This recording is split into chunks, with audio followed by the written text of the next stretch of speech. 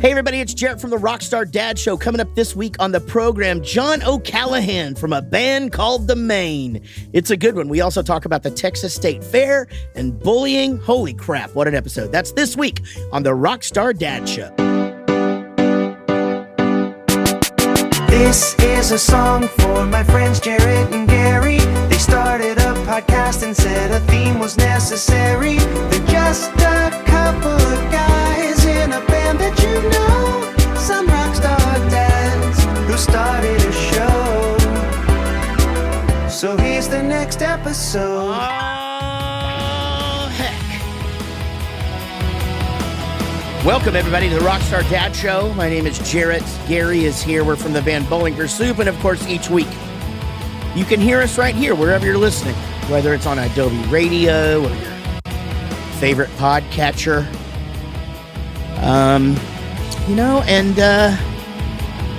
Man, it's just good. It's just good to be here. It really is. I mean, there's so many other things that we could be doing. But we're not. I'm guessing if you weren't here, it may be nap time. 100%. I am tired. We played the State Fair of Texas last night, and it was a banger. It was a heck of a show. It was awesome.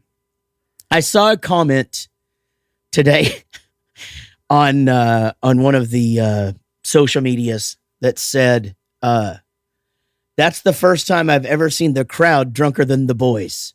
Huh. Wow. Okay. Yeah. And I'll admit, we kind of started a little early yesterday. But that was interesting. Now, I didn't notice that. I don't know if I noticed that, but it's a big stage. So I was kind of far away from a lot of the people, and I didn't quite pick up on that. But I'd say it may be valid for me because it wasn't the most drunk I've been up on stage. I had the kids there with me and I was driving home. Yeah. So it was kind of a tame day. Whenever we got there, we went and walked around and fed some of the animals at the petting zoo. And Tyler and I went and rode the Ferris wheel. And, you know, we kind of made it a family outing instead of a normal BFS drunk fest show. Did you really ride the Ferris wheel? Yeah, I don't think it was the. I guess there's two Ferris wheels at the State Fair of Texas. Yeah, and we rode the one that was right by our stage, not the big, huge one on the other side. But it was still pretty big. Yeah, it's that one's it's not the big one that's there year round. They set it up, and I've often wondered. So how does it work? Because it's been a long time since I rode a Ferris wheel. Like, do they put a bunch of people on and then it just goes around and around and around and then they switch some people out? I mean, I just don't know. I don't understand really the rotation. Like, because you got to load people one at a time. You got to load people one at a time. I don't know if I have the science or the scientific method or whatever they're doing to actually do it. Yeah. I don't know if they do either. But whenever we went at the perfect time. There was only two people on the Ferris wheel and there was only two people in front of us. So that's partially why we got in line at the time when we did. So it wasn't too much of a hubbub of loading and unloading. Right. But you know that they have this Ferris wheel at Shields over by us, and we've gone and done that a couple of times whenever we've been going to Shields, which is huge sporting goods store. And they've got a big Ferris wheel there too, and it's been loaded whenever we've gone there. And so I think basically what they do is they kind of know who's like their starting position, and they load it up one at a time until they're back, and then they just let them go around like 3 or 4 times, and then they start unloading them. And they start switching them out. Yeah, so it's like, you know, let's say there's 30 carts. They start at number 1 and load it each cart at a time. And then once they get back to number 1, it goes 3 or 4 times. And then they get to number 1 and then they unload them and load that cart at the same time. And that's the new number 1. Right? Got it. So you're okay. That makes sense. You're loading and unloading if it's a full line. Right. That makes sense. Yeah, it's been a long time since I did a Ferris wheel. You know, I remember I did the one at Coney Island with the kids. Long ago. But it's pretty small, you know, like I can't imagine that the loading process of like a really big Ferris wheel takes less than like 15 minutes, you know, like you're on it for a bit. Yeah. I don't know. You're on it for a while.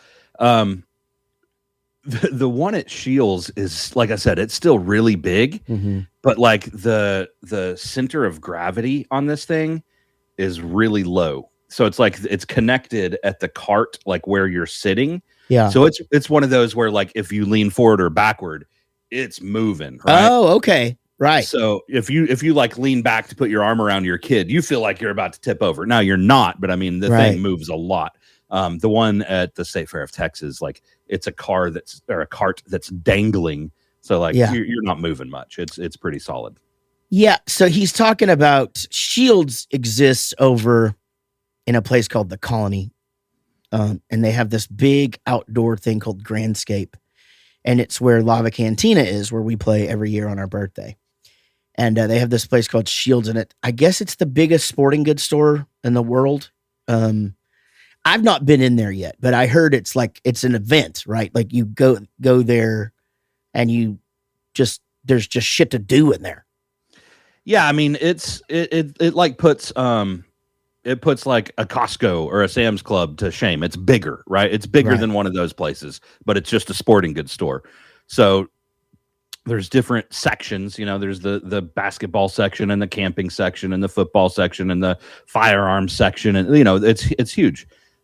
Just to kind of put it in perspective, in the middle of this thing, there's literally a 5-story tall Ferris wheel. It's inside the building. Oh, it's inside there. It's inside the building. Oh, yeah. I thought you were talking about, because there's one at Grandscape too that's kind of like a smaller version of that like eye thing from London, right? Yeah. It's kind of a weird deal where at Grandscape there's 2 different Ferris wheels. There's one in Shields, and then there's another one outside at Grandscape. What the fuck is going on with the popularity of the Wheel of Ferris? They're really taking off these days. My God, it's so weird. What a crazy thing to be popular. I feel like, the 90s, the 2000s, the 2000 teens. Yeah. Not really a good time for Ferris wheels, but the 2020s, it's really taken off. Man, next thing you know, merry-go-rounds are going to be back. Carousels, whatever you want to call them. Sporting goods stores are fucking everywhere here in Texas. Like we have a Dick's Sporting Goods and an Academy Sporting Goods, both right down the street from my house. And then both of those are located in like 20 other areas within driving distance of me. Like sports is a big business. Oh yeah. I mean, it's one of those deals where like, if there's something you need today, and you can't, it's one of those things like if it's something hard to find, but you need today from a sporting goods store, you can go online and go to Dick's or Academy and like find which store has it and you can go get it. Like if it's one of those things, it's a certain size shoe, let's say they may not have it at the one right next to your house, but you can find one of the 15 stores around you and go get it today. The sports equipment market's revenue reached an impressive $149.5 billion in 2022. And that's up 9.5%. Kids are just playing sports again, Yeah. And adults play sports, like that's the thing. It's like what I guess I don't know why I think this is so funny, but like when you go to buy baseball pants for a teenager, you're like shopping in the youth section. And then there's just like an adult section. And it's like, what adults are wearing baseball pants? But I guess it's high school kids. So I've got two things to say on this. One, let's go back to whenever we were kids, right? Like whenever we were kids, the sporting goods that we got were basically like new shoes, right? Because your feet are growing. But like I didn't get a new baseball glove 4 times through my lifetime of playing sports. Yeah, I still have the same one. I still have the same glove that I had whenever I was a kid, and it was my dad's glove, right? Yeah. Like I didn't even get a new glove, and I had one bat, and I think it was probably my dad's bat. Like now that's why we're spending $14 billion on sporting goods, is because you get a new football helmet every year, you get a new a new bat every couple of years, new gloves, whatever. It's not just shoes because they outgrew them. But the other thing is, I've been thinking about this too. Because like baseball pants are weird, right? Like it's a weird material and it's just kind of a weird cut and a weird fit. Like if you're not in college or high school or, a professional, like why do they have these adult sizes? Yeah, that's the thing. But you go watch these kids baseball games. It's like the coaches wear the team jersey. Yeah. But they're all just out there in like gym shorts, right? Yeah. But we have one coach on my son's new team, and he like wears the full uniform. Oh, he like okay. wears baseball pants out there, and it's kind of a weird deal because you're like, well, that's odd. Like, what do you need baseball pants for? But like Yeah. at the same time, it's like he doesn't look as much of a schlub as the rest of them out there in gym shorts. Yeah, I mean, because it is funny, like when you see the manager of like a professional baseball team, you know, and he's just like all fat and shit, and like just old and just walking, and they just have baseball pants on, and it's like at any moment where they could need them, you know. Well, what I think is hilarious too is, you know, it's like the first base coach of when you're watching professional sport. He has a number. Yeah, you know? yeah. He's 62 years old. What are they going to put him in? Yeah, what that's does he need a number At any for? point, like, oh shit, that's our last center fielder. Get in there, Virgil. You're in right now. Yeah. But you know, I mean, and kids grow so fast now. It's like, I'm sure. I mean, Everett, I think, is wearing. He definitely wears an adult shirt now. And so if he's not wearing adult pants by now, I mean, it's got to be close, you know? But, yeah, you know, I don't know. Man, sporting goods. But the bat thing, I don't think the average person in the population understands like what youth sports, like the cost of youth sports has gotten to be for a parent. And like how, like when you see videos of a little kid getting a new bat, you know, and he didn't know he was going to get it, and he starts crying and shit because they're $300 and something, first of all. That's like the not entry level, but like, yeah, that's, you know, they're $350 to $500. And you need a new one as the child grows. And there's this whole deal with like, it can only be like a plus this weight and there's rules to it, you know? Yeah. So, I mean, it's not just as the kid grows. So, cause you know, my kid and your kid are kind of the bigger kids. They're growing fast, right? Yeah. So there's a couple of things going on there. Like Tyler needed the new bat because he outgrew his bat. But there's kids on his team that are still the same size as they were 2 years ago. But you also, depending on what age bracket you're playing in, there's rules that go, hey, if you're playing 12U, you have to have this requirement bat. So sometimes even though the kids aren't growing as much, they still have to get a new bat for the age group. Yeah. Yeah. You know, and then football, did we talk about this? Did you have to like actually go buy the football equipment now that he's playing football? Not really. We had to buy like, they call it the girdle, you know, like it's the thing that goes under the pants. It has the pads on it. Mm-hmm. So we had to buy that and football cleats, but everything else like helmet and shoulder pads and all that stuff's provided. But there are kids probably that do bring their own helmet and stuff, right? I mean, you know, I bet there's kids that probably bring their own shoulder pads. Yeah. But I think the helmet's like supposed to match the team, you know? Oh yeah. I didn't think about that. They don't just wear white helmets. They have like team helmets. Yeah. No, it's still, he's going to a public school. So like, you know, whenever they get new helmets, they don't get rid of the old helmets. Right. Yeah. And so like, there's some kid that has a weird size head and it's like, okay, all the helmets are blue, but this kid has the blue one with the gold stripe on top. Yeah. I totally remember that. There would always be that one kid, that like the one thing that was just a little bit off. But look, I went to McNeil junior high and our helmet was white. So we provided my own helmet. And but I did use the school's shoulder pads and all that stuff. But man, you know, like that seems like that would be really expensive. But some kids must, because they sell them at all these fucking sporting goods stores. You know. Well, yeah, like I said, I mean, I know shoulder pad wise, I'm sure some kids bring their own.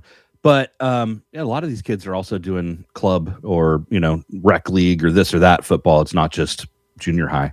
Man, golf must be fucking crazy for, you know, because that's another thing where you would grow, right? So you'd have to like get new clubs all the time and shit. I wonder if you play golf in school, if they provide the clubs. I bet they don't. I bet they do, but nobody uses them. You know, like they probably have like two, you know, depending on the school or the district or whatnot. But I bet, you know, there's some bag back in the corner that has like a mix matched like 40-year-old set. You know, there's a 2-iron, a 8-iron, and a old driver that's actually like, you know, an actual wood. You know. Yeah, golf is fucking expensive, man. It's so expensive. I need new clubs. I think I need new clubs. I mean, I haven't bought new clubs in, well, let's think about this for a second. 15, 16 years. So when do you get new clubs? I mean, that's that. I don't know. I have this theory, you know, like you and I need professional gear to play music, right? Yeah. Like if I have like nicer drums, it makes a difference. If I have certain sticks, it makes a difference. If I have certain cymbals or stands, it makes a difference. But like I can go get running shoes and it's not going to make that much of a difference, you know? Like You're very right. Yeah. I don't know. Are we going to get golf clubs and like I'm going to take 2 strokes off my game? I don't think so. That's the whole thing, though, right? Is like I like how golf is one of those sports where like grown men just dress up in little outfits, you know, and go play it, you know. Yeah. So it's like you know how on weekends you run up a bunch on the cyclers, you know, and they've all got their little outfits on or whatever, and it's like, what really do you need to get dressed up in all of that? You know, to go out there and do your bike ride, because it's such a silly thing, because they've all got their little shoes on and their little bicycle shorts, you know, and just the tight shirt and shit, and just I'm with you. It's kind of a commitment, like just finding the time to go for the ride, because it takes a long time to go on a bike ride. That's what I was gonna say. Just finding the time, but like there's a whole bunch of extra time involved in like, hey, honey, have you seen my my cycling onesie? Yeah, absolutely. You know, like, wait, no, this is my street bike helmet. I need the one for the side roads. Yeah. Yeah. What's another sport that boys dress up to go play, put little outfits on? Like, I guess like, people play, but see, I think like softball leagues, they just get out there in shorts and a shirt. Totally softball. Yeah, I mean softball. It's kind of like we should go do like a softball or a bowling league, because you just show up and drink beer. Who gives a shit about? Nobody gives a shit, right? But like I bet like people that play tennis, I think they dress up. Oh yeah, they get in their little outfits for sure. Yeah, the I wonder if pickleball is the same outfit as or the same costume as tennis.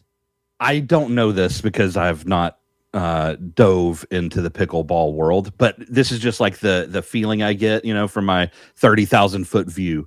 I feel like there's a divide, and I bet that it drives some people nuts. I bet there's the people that like get all pickleball geared up, you know, and then there's the few people that just show up and like, you know, in their cut off shirt sleeves and like just go play pickleball, and it probably drives the people that dress up nuts.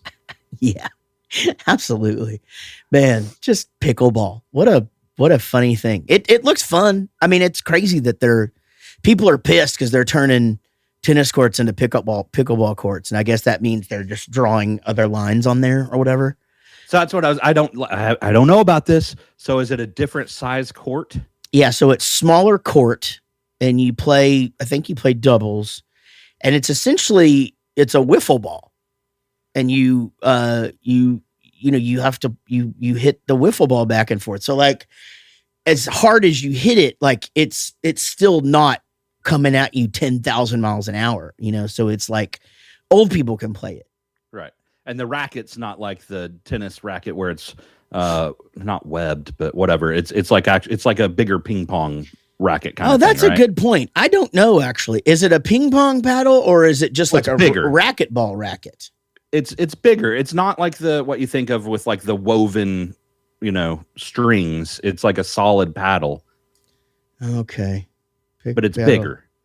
Yeah, I'm looking at. But anyway, that's what I didn't. Yeah. I didn't know if the court was the same size as a tennis court. So you're saying when they're taking over tennis courts, they're going there to play, but like they got to draw lines on there or something to make it work. No, but they are. They're like it's just like it looks like a the pickleball rack. It looks like something you would use to get a wood pizza out of the oven. There you go. It's like square like that. Yeah. And you, I mean, that's probably how it started. You know, some people were eating pizza. They were making some pizzas and they were hitting around a wiffle ball. And they were like, we should just do this on a tennis court. And lo and behold, they discovered something. Sure. pickleball. Well, okay, now you've tied two things in together, pickle and pizza. Some guy yesterday told us at the state fair we needed to try the pickle pizza, which I knew immediately, no way are you going anywhere near this. No, and sir. Even though you love pizza, you hate pickles. Yes. I like both, but I kind of want no part of that either. No? I wonder, did you eat anything crazy yesterday?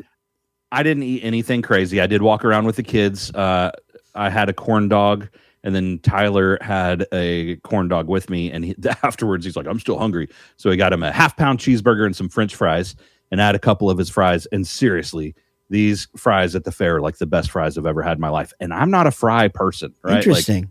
Yeah. Did you tell Rob Felicetti that? I did, and I was going to see if Anik would get him on her way back for him because he is a fry guy. Yeah, but she had already made her way back. Then other than that, Tyler had a funnel cake. I had a couple of bites of that. So we didn't go get any of the deep fried pho or any of the crazy stuff like that. I guess that was the big one. And then these crab cheese potato bites or something. And so if you don't know about the Texas State Fair, it's where the corny dog was invented by Mr. Fletcher. And but their thing is every year there's like a new kind of like crazy food. So this year it was fried pho, and as he was saying, these other things, pickle pizza, a bunch of other stuff that I wouldn't eat. But in the past they've had like fried peanut butter and jelly, and of course everybody knows like fried Oreos and things like that. I think one time they had fried Coke. Yeah. Like Coca-Cola. I've always joked I want to set up a stand and do deep fried Pepto-Bismol. Yeah, that would be good. Oh, man, that would be a good one. All right, we got to take a break. Coming up later in the show, John O'Callaghan from the band The Maine. I'm very excited to finally have him. I know, they're so good. I'm so excited to finally have him on the program. And so we will be right back. Y'all listen to this. Welcome back to the Rockstar Dad Show. And man, we're glad you're here. Don't forget, we're on Adobe Radio every single Monday at 2 p.m. Eastern. And then wherever you listen to your podcasts on Wednesdays. Lots of great guests coming up. Lots of good things happening in the world of Bowling for Soup that we will undoubtedly talk to you about, but sometimes we forget to fill you in on that part of our life because this is of course, about our children. And a friend of mine has a son who, I'm not going to give any sort of hint of who I'm talking about, but has a son that's been through a lot, like medically and such. And he is, he's being bullied at school. And it sort of brought to light yesterday me and Rob having a conversation about the whole thing. And Everett has been bullied a couple of times. Nothing too serious. Not anything to the point of like, of course, everybody who's been a fan of the show for the last several years knows about the dick grabber, but that really wasn't bullying. That was more just, getting his dick grabbed. Not so much bullying as much as like fucked up, weird shit. Not bullying, more pullying. I'll tell you that much. But anyway, he has been, in the past. And, the thing is Everett's a big kid, and he's very strong. And he, the kid, he goes to the gym twice a week with my wife. And he, of course, is a black belt in karate. And, which, doesn't really mean what I think a lot of people think. Like, getting a black belt, especially in Taekwondo, is really just sort of knowing all of these different moves and this stuff. And yes, he has been in simulated fights and things like that. But, the guy he's not a Ninja Turtle, like he can't take on a fucking group of fucking, monsters and shit. So I not to derail your story too much, but that's what we do on the show. So I'm going to derail the story. Just derail the shit out of this story. So not to take away from Everett's black belt, because he stuck with it long enough to get it, and that's incredible. And like you said, he's learned moves and this and that. Yeah. But I saw this thing the other day. I was talking about, I can't remember. It was like back in the 60s where like 3 black belts went over to Thailand to fight like Thailand kickboxers, right? Yeah. And Thailand kickboxers are just insane, right? It's like a crazy different thing. And 2 of the 3 karate black belts went over there and won. And that's just insane. So like people today, like there's no way karate can't beat what they're doing over there in Thailand kickboxing. Right. Well, they go on to explain that like how it's worked is it's been super Americanized, where like this gym opened up and not gym, dojo, whatever you want to call it, to teach karate. Well, if there's another one across the street, how do you get people to come to your place? It's like, well, we have a 2-year program to get to be a black belt. We've got a year and a half program to get a black belt, you know? And so they kind of watered it down for the masses. Yeah. And especially for children. I mean, you know, the fact that, you know, a kid can, you know, get through that. I mean, it's taken him 5 years, but, you know, it's legitimate. You know, I mean, that's one of those things. I mean, I think once you get to black belt, it becomes very much harder and harder and harder to keep moving, you know, and I too don't want to downplay it. But again, I think I mean, 100%. I totally agree. I'm like, I took karate for like 6 months and I never moved up a belt, but I took Chinese Kempo, you know, and I learned how to count to 10 in Chinese, and that's all I got out of it. But anyway, our rule for him is, and you know, I'm certain that everybody has their own rules, but if someone puts his hands on him, he can break their fucking nose, and he is not in trouble at home. Right. And he knows that. We don't use that language, but that's the way that Casey and I feel about it. If someone is going to assault him in a physical way, we tell him he can defend himself, you know, and if there's repercussions at school, we will deal with that. But I've had that very similar conversation, different wording, but you know, I've had the conversation, you know, you don't ever start a fight. Yeah. But if something happens and you get into one, it's fine if you finish a fight, but you can't start it. If you are somehow involved in one and it's not your fault, then you're not in trouble with me. Yeah. Now, if you start one, you're in trouble with me as well as school. Yeah. Yeah, that's the thing. But, you know, it's just such a hard thing to navigate because it's hard for the schools to navigate too, because you have entitled kids, entitled parents, and all of that. And it just got me to really thinking about the whole bullying thing. And, you know, sort of because I feel like when we were kids, we were sort of just left to our own devices to just fucking figure it out, which I don't think is right. I'm not saying it's not like the go outside thing. It's not, that's not what I'm doing here. I'm not saying like kids should go outside and play. They shouldn't be on their device. We had to do it this way. I think it's good that we have anti-bullying things. And I think it's good that we teach kids that they shouldn't do that. And I think other kids sticking up for other kids is a good thing. All of that. It's such an interesting thing to navigate. And I think especially for parents whose kids, you know, have already have things going on in their lives outside of school, you know, whether it's an illness or whether it's mental stuff, you know, it's just, it's such a difficult thing to navigate. And I think it becomes this is where communication with your kids just becomes so important, you know, and trust and all of that. I don't really know where I'm going with this line of this topic. It just has been on my mind, you know. I'm frustrated, you know, that there's not just an easy way to deal with it because there just fucking isn't, you know. But that's life, right? The friends that got you on the path of thinking about this, has there been a recent incident, an escalation? Is it just multiple incidents? What's going on there?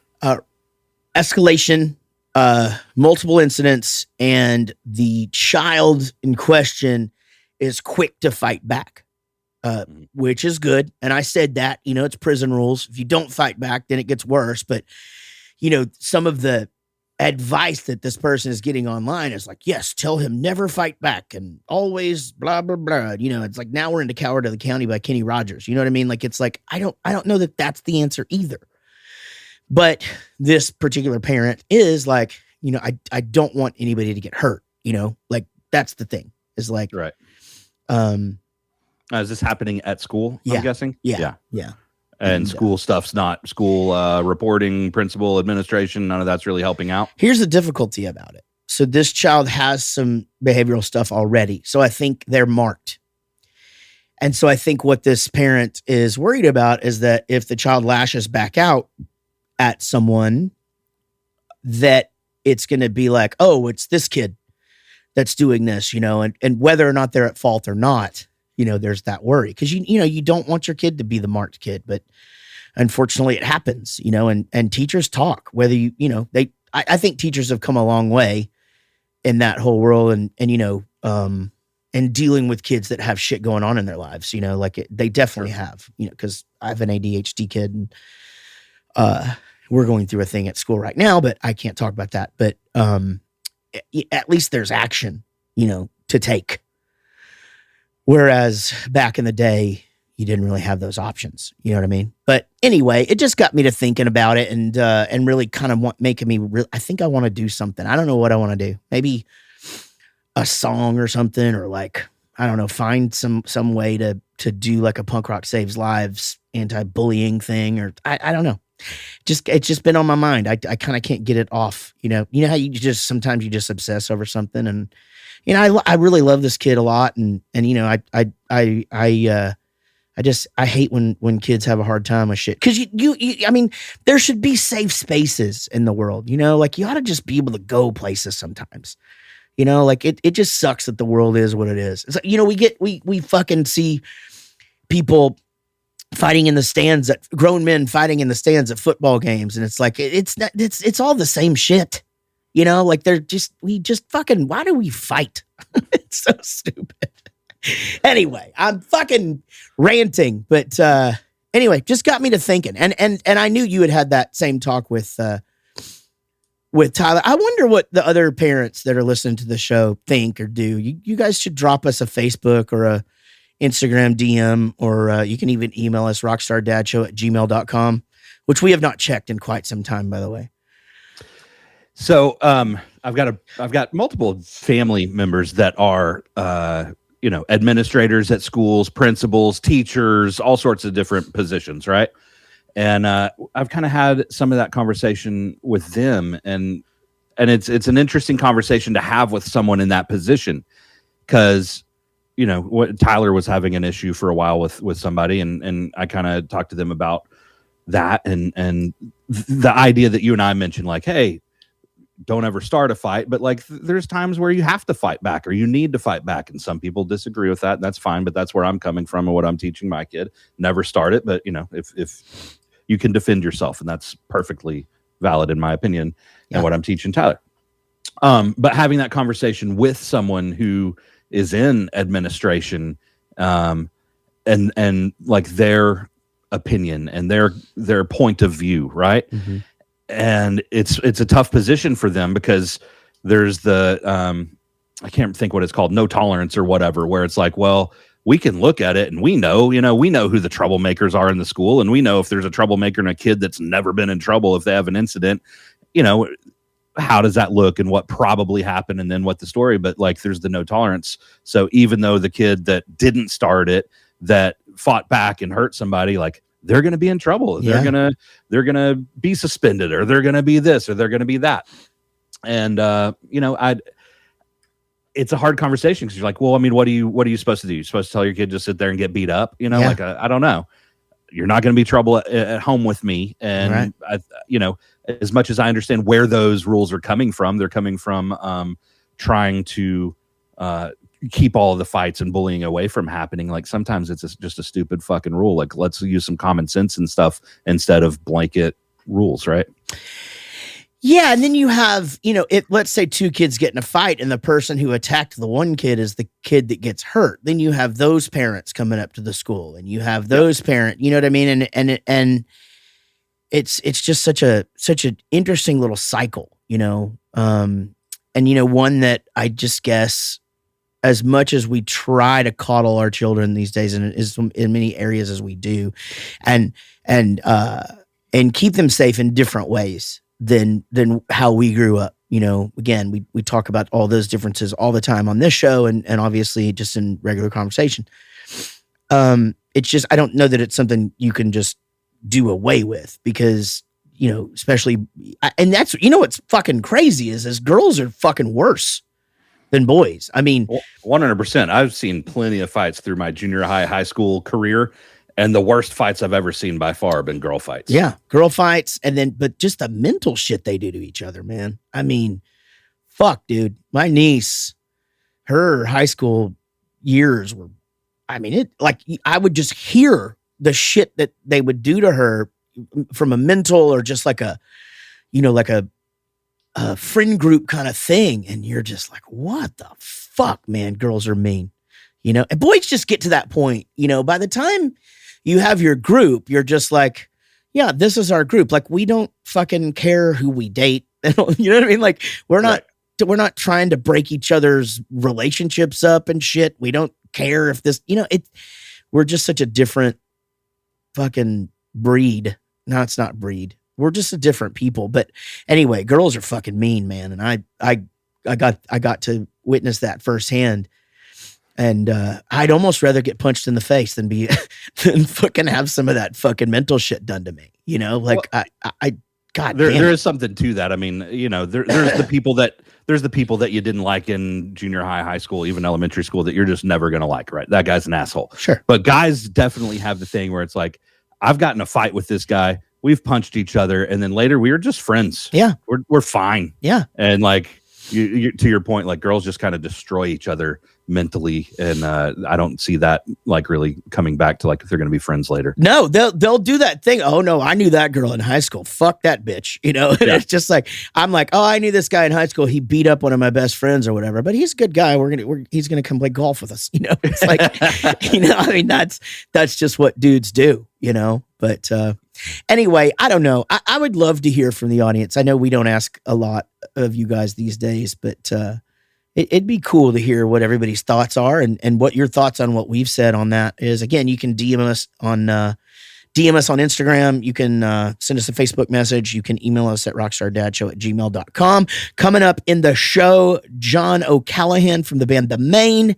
And we're really glad you guys are listening today. Y'all hang out for a second. Listen to this. We'll be right back with more Rockstar Dad Show. Welcome back to the Rockstar Dad Show. And as I said, man, my favorite bands of all time, one of my favorite frontmen ever, and now a rockstar dad himself, John O'Callahan from the Maine is here. What's up, John? What's going on? Man, you're a busy man. About to be even busier. About to be a double dad here come January. That's right. Oh, yeah, man. So, before we jump into fatherhood, let's talk about the Maine for a little bit. You guys are you're an anomaly and somewhat like us in that you guys all still like each other. Yeah. And but we talk about it all the time on this show. For you guys, you have to see it when you're out on the road, and don't get specific, but what is it about you guys you think that is different from so many other bands that have like turmoil, or they can't stand each other, or they don't even share a dressing room, and that you guys have managed to remain best friends? I think that's what you're saying is I think it all comes down to still we have a unified vision. Mm-hmm. And I think that has a lot to do with it. I don't necessarily know if we have like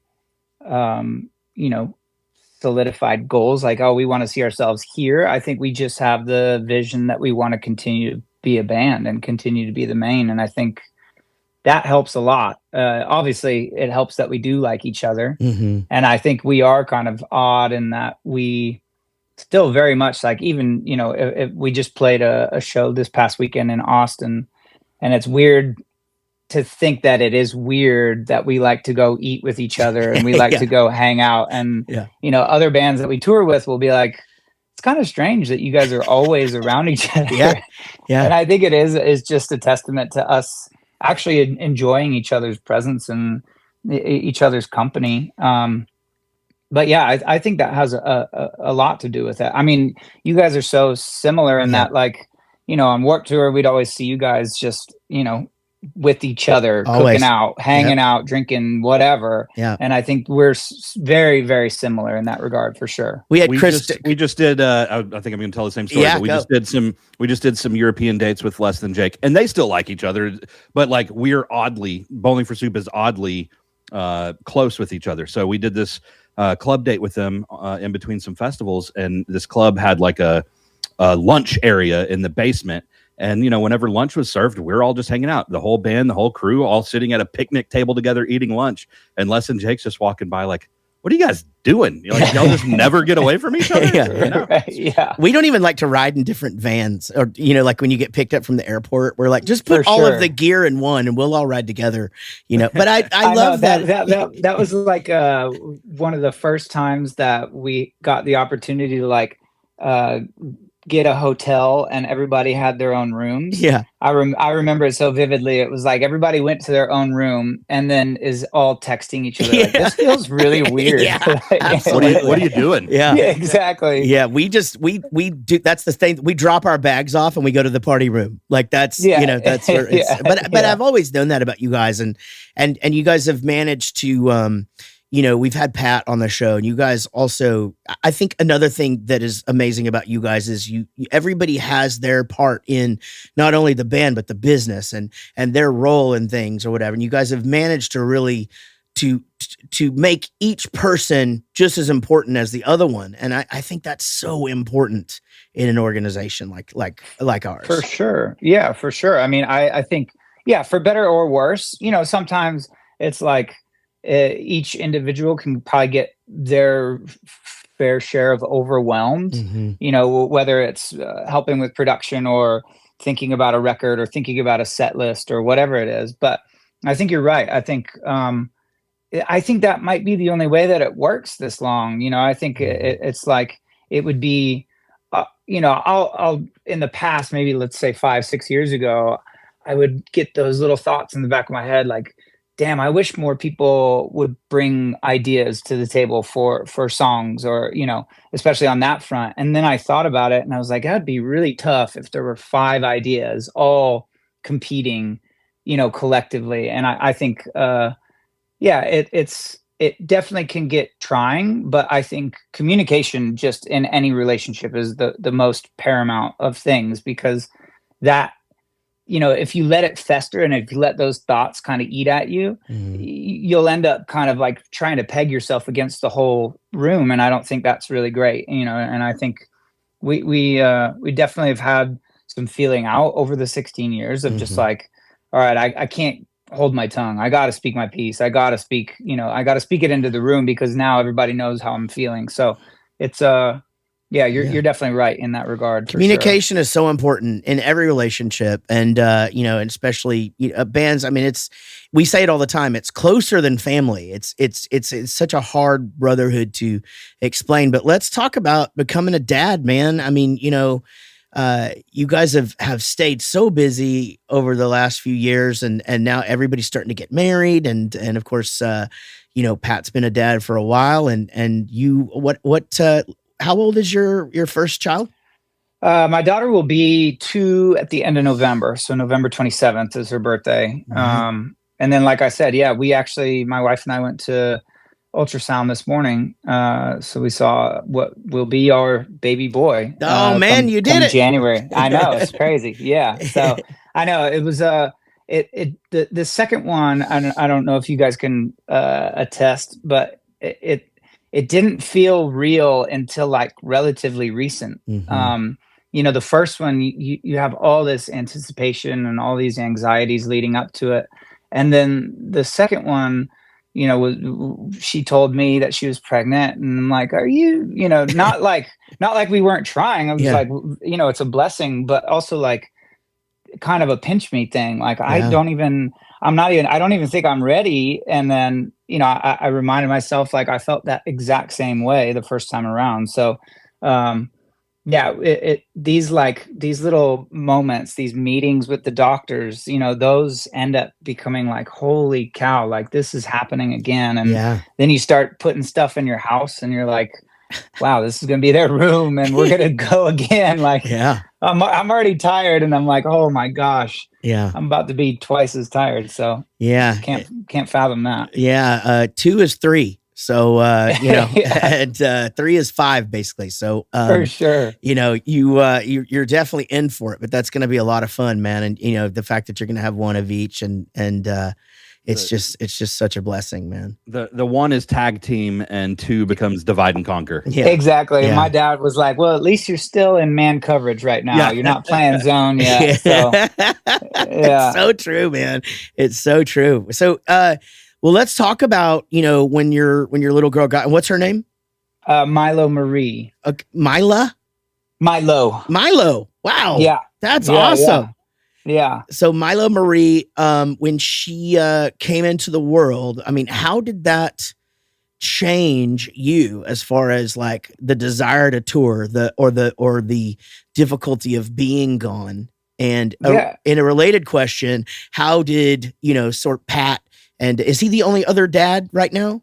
He is. Yeah, at this time. How did his experiences watching him be a dad on the road sort of help that? I mean, firstly, it was great to have somebody to sort of soundboard off of, and like somebody that had already gone through it, and I mean, you guys know, like all the questions that you have, you can read every book, but it doesn't really, it doesn't compare, and I think obviously every kid is different. So I was getting as much information from him as I could. But I think, especially for our situation, having him have kids, him being so, I mean, he'd probably had told you, like in high school, he wasn't eating lunch with everybody else. He was eating lunch in the library, like looking up band videos and looking who the new band was and figuring out why they played this song first, and etc. And I think him having kids helped change a bigger perspective for our band. Just from, and this is something I've been thinking about a ton, and ever since we had our daughter, it's just, how can you be more intentional with your time, and how can you be more productive with the opportunities that you have, as opposed to, we're not going to be able to tour 300 days out of the year.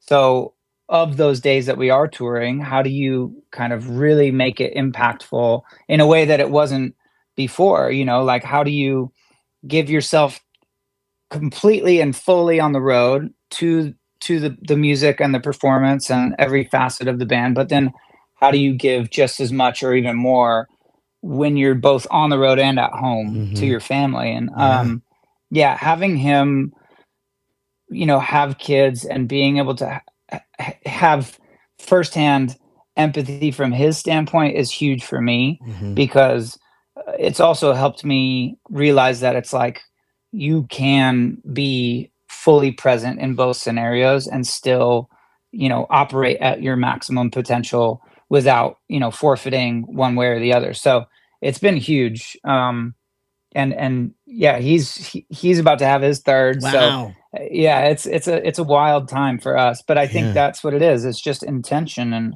and trying to maximize the road time, and then trying to maximize the home time for sure. And you make it count when you're on the road, right? I mean, Absolutely. that's the thing is that you have to start considering things like, days off and how you will spend said days off. And are you guys doing anything as different as far as like how long you'll go out at a time?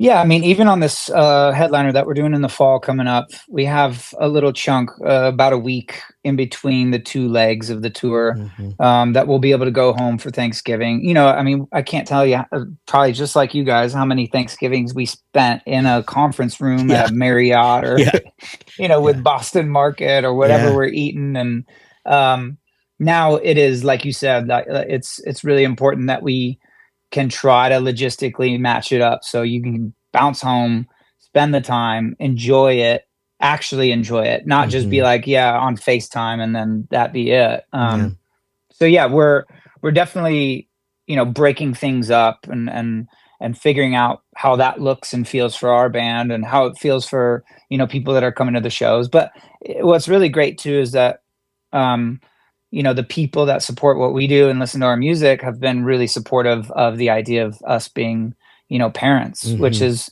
I think they appreciate it too, because their lives are changing so much and have changed so much. And some of them have been with us for 16 years. So it's really cool to have that kind of camaraderie with the people that dig what we do.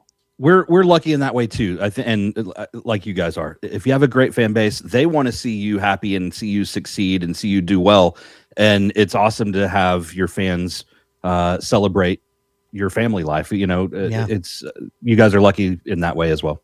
Absolutely. You grow up, you know, it's funny. It's so many examples of this that I want to get to, but I think the one that there's a band called the Dolly Rots that I'm sure you guys have run across in the past, but we toured with them quite a bit, and they were a married couple that really focused on her being the face of the band for a very long time. And when they had kids, I was just like, man, y'all should just embrace it. And they were like, man, I don't know, our fans really, they just love Kelly. And I'm like, man, embrace the fact that you're a family. And they did, and it like increased their fan base by, I mean, a lot.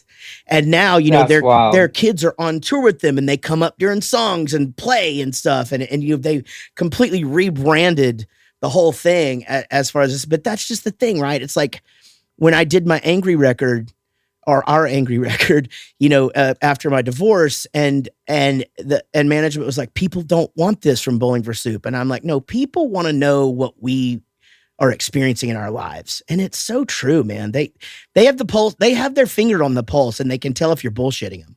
Absolutely. Yeah. Authenticity is key, you know, and I think you're exactly right. I think people definitely can sniff that out, you know, and they can also really latch on when it seems real and relatable, because that's what it all is. You know, that's the core of music, right? And creation is just, you know, kind of trying to create something that deals with relatable emotion and relatable kind of experience. So you're absolutely right, for sure. From a music standpoint, you know, going back to talking about the Maine, you guys have somehow, I wouldn't say, and I don't know, maybe you can explain it to me. I wouldn't say that you reinvent yourself, but you do continue to evolve. And, you know, starting out as what I would have considered, you know, a pop punk band, a pop punk emo band kind of thing, but just so much, there's just been so much more to it and so many layers. And it just seems like you guys continue to grow as a band, but it's so cool to see, because somehow you've got 5 dudes that are all on the same page and doing it together, which that can't be easy to navigate either. Unless you're just literally joined at the hip.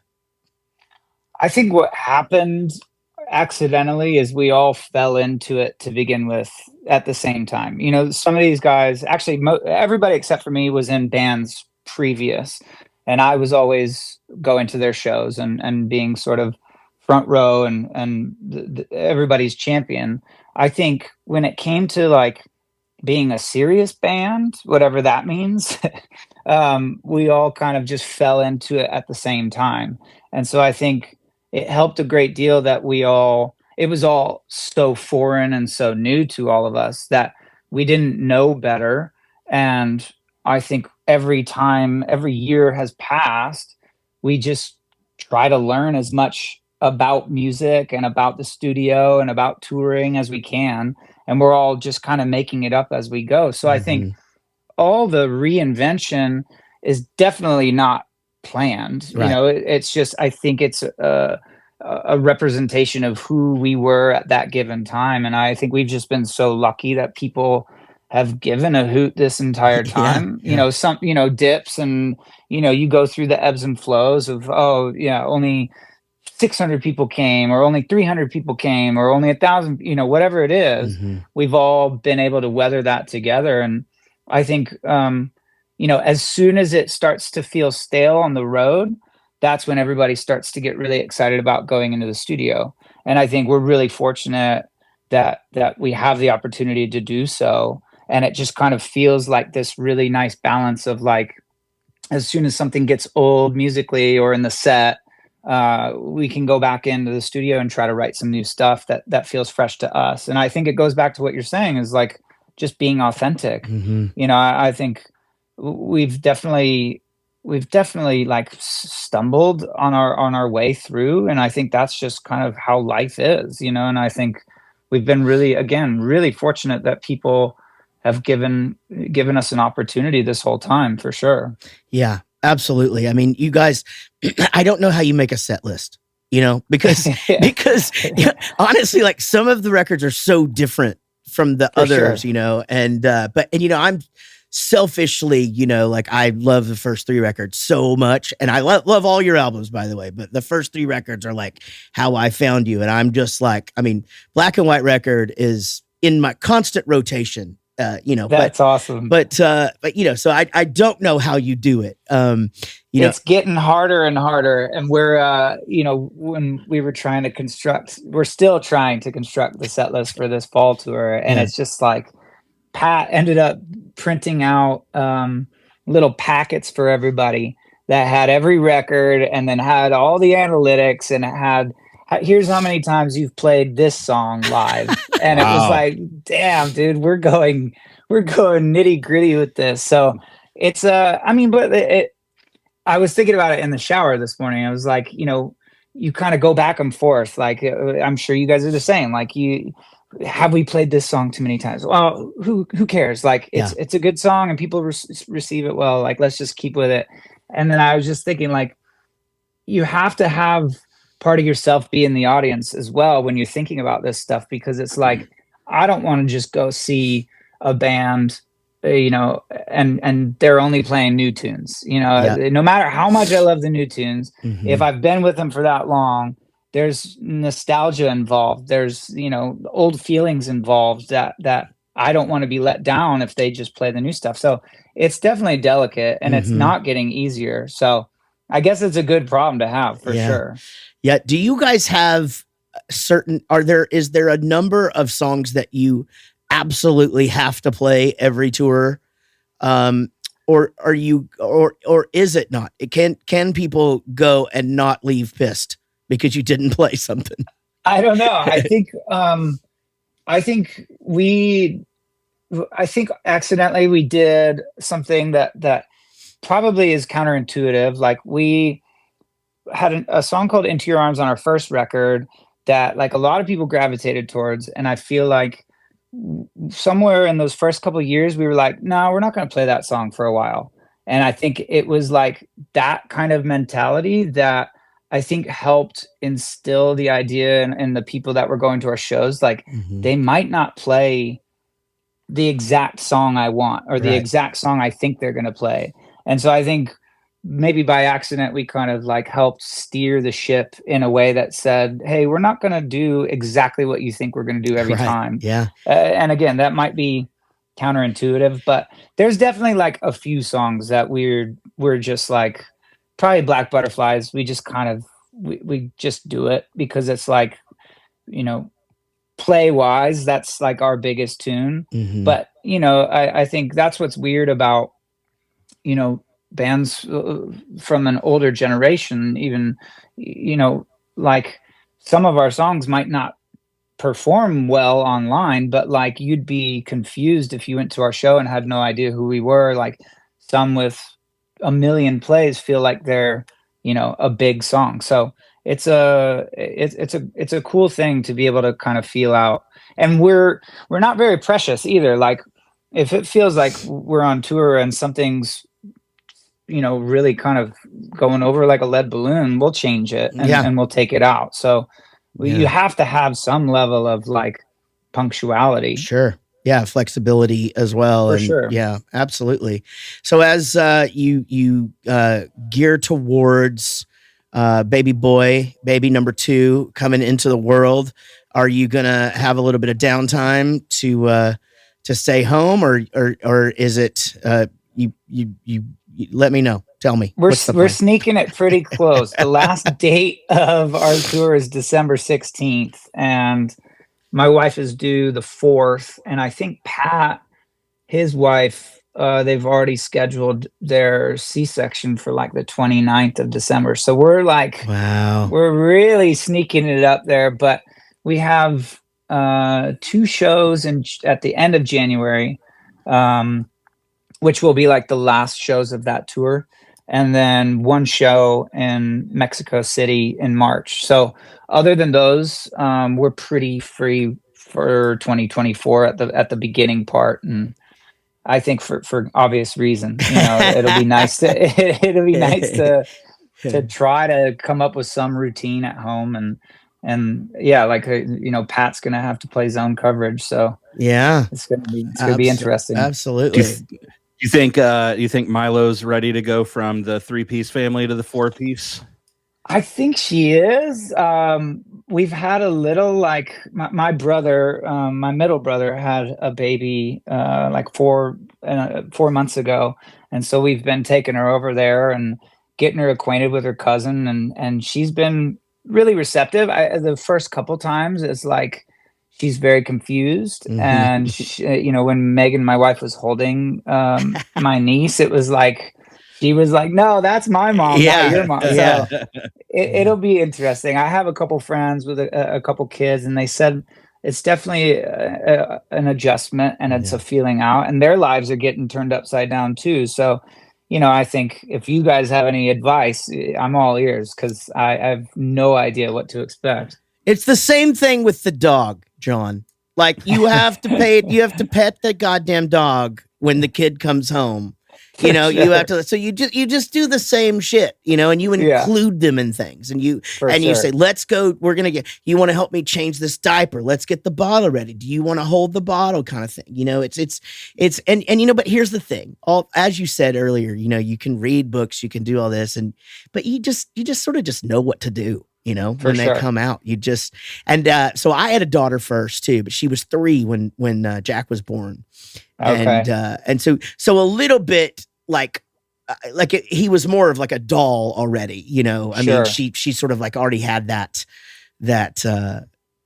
capacity to be like, oh, okay, well, we're gonna wrap him up in this towel, whatever. Totally. But no, man, you're gonna be great. It's gonna be awesome. That's one of the what you just said has been one of the weirder sort of, I don't know, like the primal instinct of it all, where it's like before having a kid, it's not like I was scared of babies or, afraid of children, but it was like, I don't really know what the fuck to do here. Right. Like, I don't know how to hold you and where do I put, and then it was like, literally my wife had our daughter, and it was like, you just know, you just do it. It was just like kind of the most shocking thing that I wasn't like tripping, it wasn't like, it was just like, no, this is what you do, and you just do it. And I think, that's been one of the wildest revelations of the whole thing. It's interesting how you sync too, as a couple, it's interesting to see how like that tandem, you're working together in a way that really you never have before, and the project is obviously, there's a lot more at stake here, but you just sort of like get in sync, and it just starts to work, and you just sort of know when she's tired, and when and that actually leads me to we'll do one. Let me ask you one more question that I know we gotta get you out of here, but we talk a lot about reentry after tour, and it's hard enough when you've been going at it, and you're tired, and you a little bit malnourished and dehydrated, and you get off the road, and you come home, and but once you have kids, when you get home, have you guys settled into a good pattern of sort of readjustment? We have some dads are on here that they're just like, oh no, I get home, she hands me the kid, and then she is off doing whatever the fuck she wants to do. I think there's an innate like amount of guilt, whether or not like my wife has no part to do with that guilt. Like she's fully supportive of what we do and what I do as a musician, but there's just that feeling that I feel that I can't shake, and it's always just I feel guilty for not being there. Yep. And I think that to me is kind of the same way that I was talking, after the moment she was born, is like I get back home, and we could have just been in Europe for, 30 days. And no matter the jet lag, it's kind of just like, I kind of want to do the stuff, I want to be there. I want to be dad, because it's a really difficult thing now as she continues to get older and more cognizant of what's going on, and you're not there. She knows that, and the FaceTime is great supplementally, but like it doesn't change. You know, it doesn't change the fact that you're not there. So I've had a really tough time with the idea of the long distance. So when I do get home, I'm just like, nah, screw it. I'm all in. Like, I don't really care. And it doesn't, because I never really experienced that before even having a girlfriend, you know, like I'd get home and it wasn't like, oh, I need a week and a half to play Call of Duty. It was like, all right, I'm back home. I got stuff I want to do. I got like, you know, I got this time that I'm not, you know, especially writing music. I've never been able to write really on the road. So whenever I got back home, it was always like, I'm ready to work. I'm ready to write music from all the experience that I just had. So it's kind of the same thing for me. Not to mention that everything, and that Gary and I, you know, we actually have finally in our old age have found the humor in it. But not to mention just the fucking household when you leave. Everything goes to shit. The fuck, but it's like little shit, like the gate broke, you know, and it's like, and I don't know how to fix a gate. Okay. Call a guy that can fix gates, you know, you know, but it's everything runs smooth as hell until we fucking step on that bus. And then the next day, it's just like, well, the fucking HVAC is out upstairs, you know, and it's just always something. And these poor moms and wives, you know, they really are the rock stars, you know. They totally are. They totally are. And we're going through an addition right now at the house. So that's a whole different beast where like when I've been gone, it's like, wow. Yeah, it's been hectic. And it's so funny because it's like, I think it's gotta be just like passed down from my father to me, but like, everything outside, like I didn't know shit about any of this stuff, irrigation or any of this, you know, like rose bushes and stuff like that. And now it's like, I literally, after I get done talking with you guys, I'm going to Home Depot to return some stuff and buy some more. I'm like, who the fuck am I at this point? Yeah. I just had the conversation with my wife yesterday. I think our hot water heater's going out. And we have a home warranty company. My wife is extremely frugal. She don't want to spend money if we don't have to spend money. And I just had the conversation with her. I'm like, okay, we can wait for this thing to go out and call the home warranty company, or we can just replace it now. Because you know when it goes out, I'm going to be on tour. I'm going to be on the rock boat. You're going to be at home being like, God damn it. Pissed. Yes. Like, let's just fix this now. Let's be proactive and get done. For sure. Yeah. And that's part of that guilt, right? I mean, it's part of the whole thing. It's like, shit, now I feel guilty because I'm not there to take care. There's literally nothing I can do about it, but I still feel that. I'm glad you put that you actually put that into better words than I've heard anybody describe it. And it's so true. I mean, my kids are now 20, 17, and 11. And I haven't really quite ever put my finger on, you know, how to describe that just unwarranted, wacky guilt, because my wife's the same way. She's like, that's what you do, you know? But totally, John, you're the best, man. We fucking love you. We love the band. Likewise. Thank you so much for having me. Oh yeah, man. I'm glad we could make it work. Congratulations on everything. You know, thank you. Loving it. Where can people find you? Where would you like to send people social media wise? Oh, just Google the Maine. Yeah, there you go. Google a band called the Maine.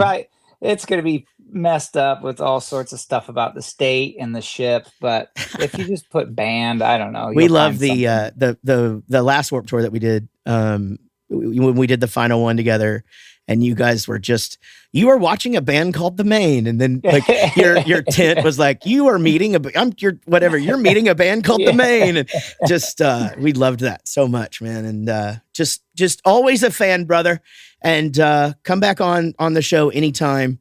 And thank you guys. Yeah, thank you for having me.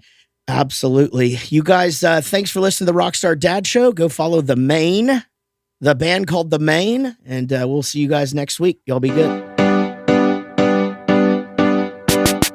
This is a song for my friends Jaret and Gary. They started a podcast and said a theme was necessary. They're just a couple of guys in a band that you know, some rockstar dads who started a show. Until the next episode.